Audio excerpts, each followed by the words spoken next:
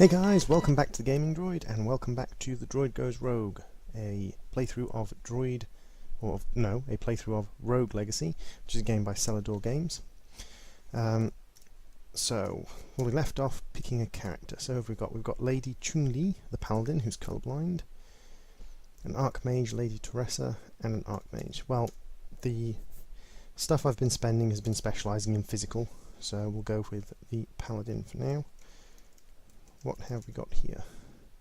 The Lich.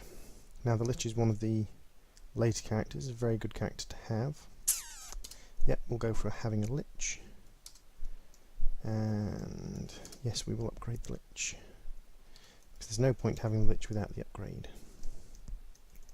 Now that we've done that, we'll grab a little bit of extra spell damage and we'll see if there's anything worth purchasing.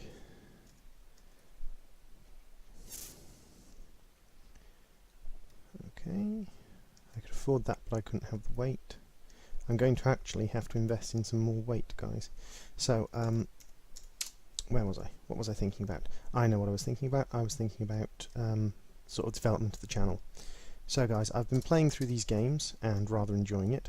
Actually, I've got no sound. 1 second. Yes, I turned off the sound.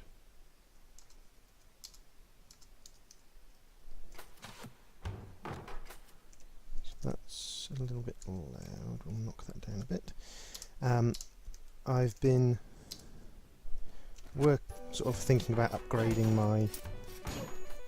Still a little bit loud. Sorry about this, guys. I don't know what's happened. I think I tweaked the music for when I was doing something else. But I've been thinking about upgrading my audio, and I've been thinking about where the channel's going and sending out 500 emails a day.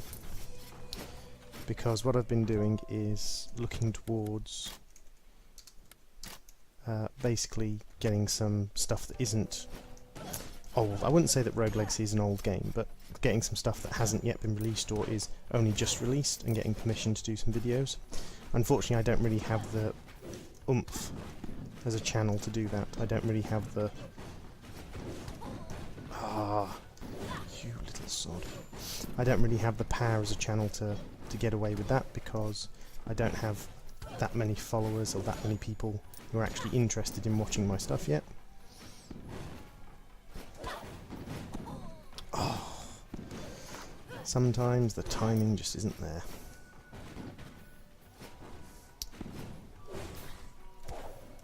So I've been looking at getting some improvements to my equipment, so I've been looking at getting a new headset and a new microphone setup, so that my audio is better quality.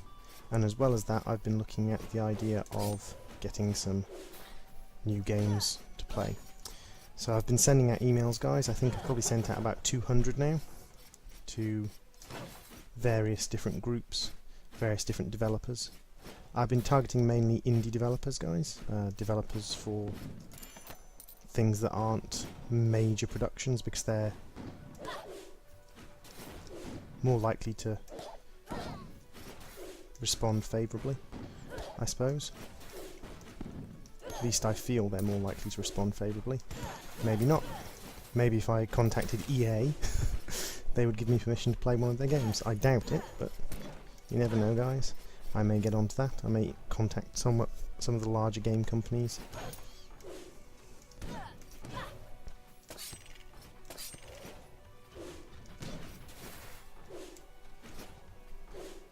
So I've been working towards that. In the meantime, I've been enjoying Rogue's Legacy.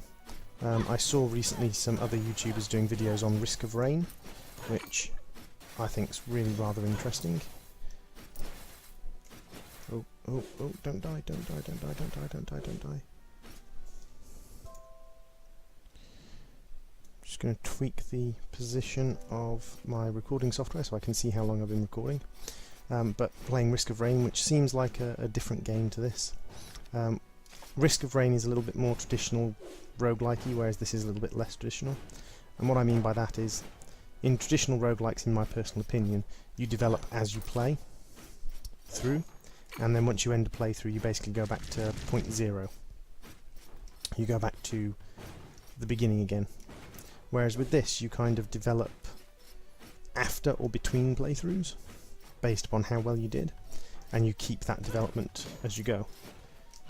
Now, games that are more like that traditional rogue style is, or sort of rogue-lite style, are things like Binding of Isaac. But I have to say there are elements of Risk of Rain that I've seen, not experienced but seen, that I think are sort of slightly better than things like Binding of Isaac. Binding of Isaac is very random, and yes, you can play different characters, they have different health and attack, but with Risk of Rain you have a lot more control over, well, you have slightly more complicated starting builds and more characters to choose from, so you can sort of specialise your playstyle towards your build. Now, I would disagree with some people that say that that makes the game more predictable, because the random items are still totally random, and the power of your character does rely very heavily on items.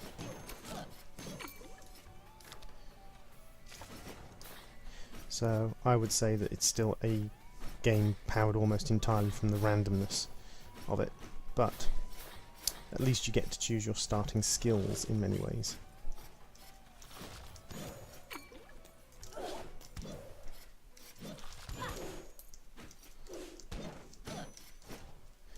So I've killed one boss, and now we're off to find, well, we're actually trying to get powerful enough to kill the next.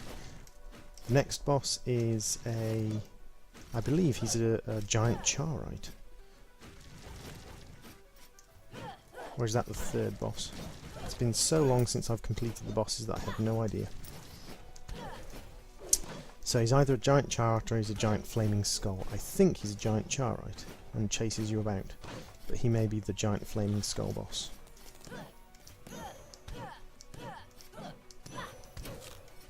There's lots of flaming things in this game. Lots of things that are on fire.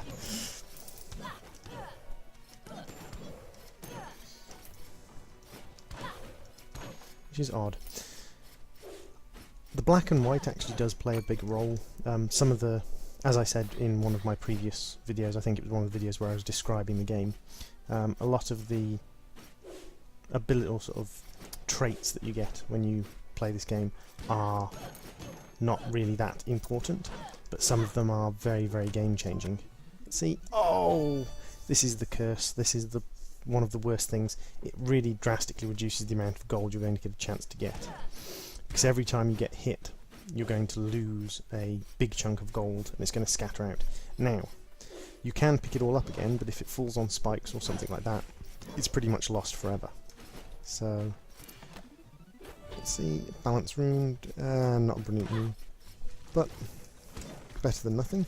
It means that there are less runes for me to collect, less remaining runes, which means that, oh, that was close. I almost made a very bad error there.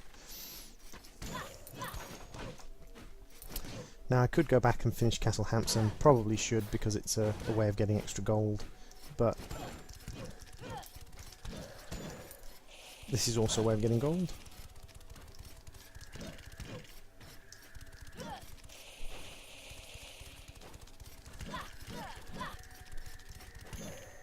Whoa. Wolves are reasonably low hit point creatures, but they do run and jump, and a lot of people are shocked when they first get jumped at by a wolf. So you have to be ready for them to jump at you. And it is worth sort of smashing these things, because you can get bags of gold out of them.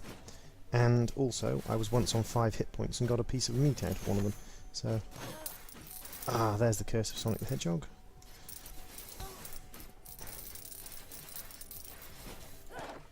Having a little bit of trouble avoiding those then. Not quite sure why. But what I can do is, if I can get back without dying,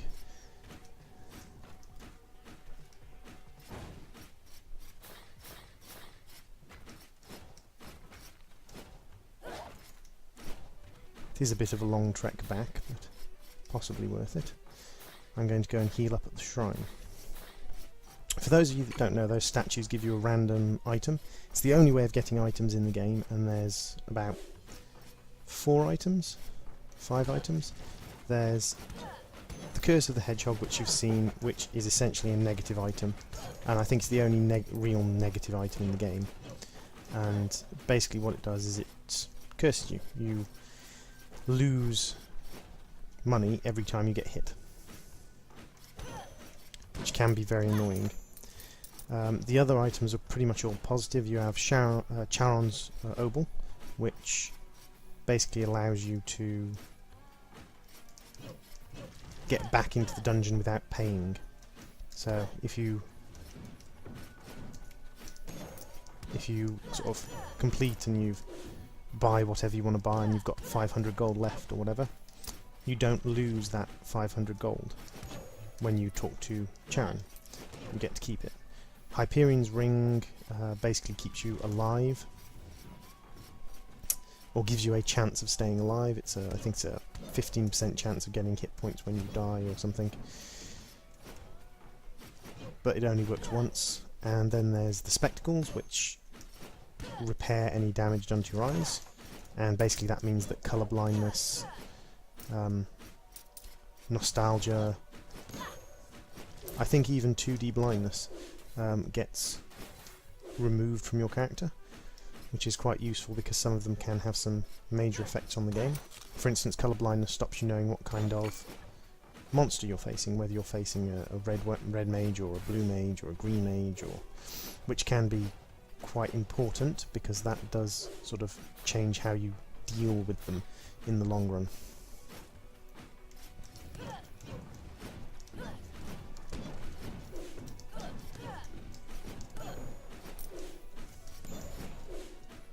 I know I lost out on some gold there, but I was going to get hit, so I chose to avoid.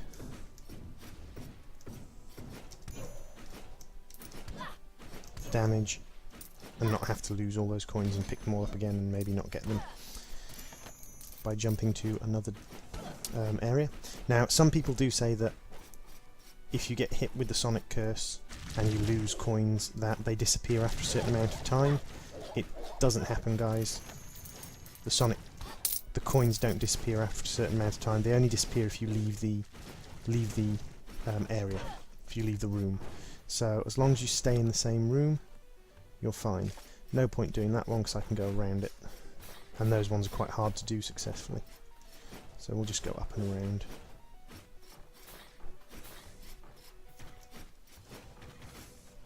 So I've cleared out the castle now, went back to get some hit points.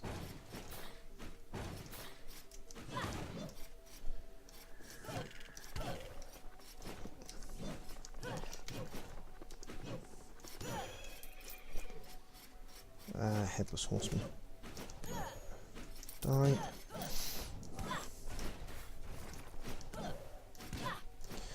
And this game is already sort of...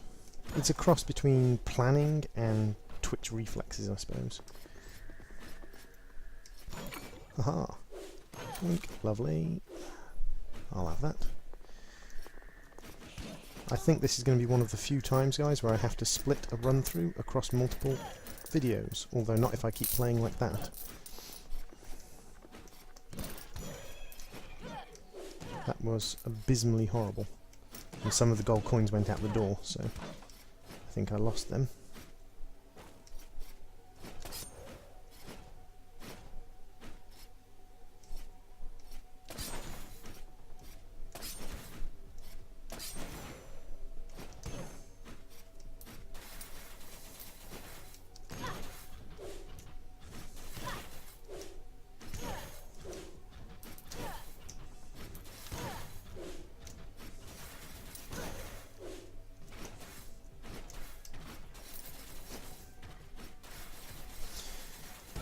I hate these rooms. Chest. Ah.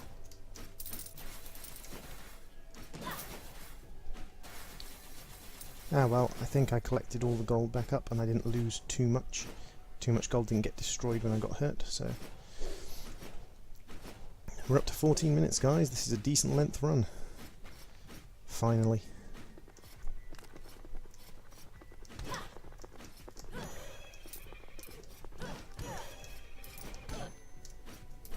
The spell I've got, the dagger spell, quite a good spell really.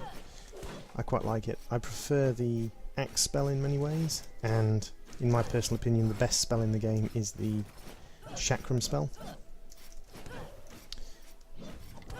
But we can't always have what we want. Ooh, Archer. Nope, no food. Come on, food. It was 2 doors. They're not normally in the rooms with 2 doors, but... Oh. Ouch.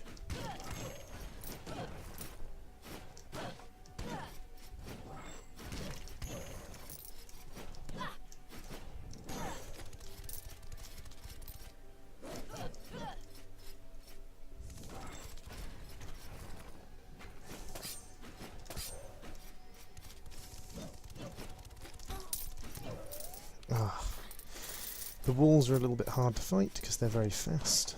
The slower a monster is, the easier it is to fight. I mean, the chain monsters are actually pretty easy to fight. The chain, as long as there's chain and ball monsters, chain tours, etc. But they're extremely hard to fight if you get them in big groups, because then you're dodging things from all angles, of course.